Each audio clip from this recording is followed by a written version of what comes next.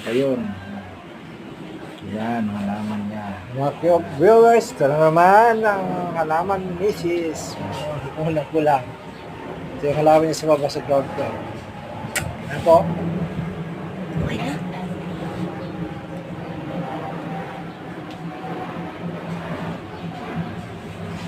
Hanggang dito.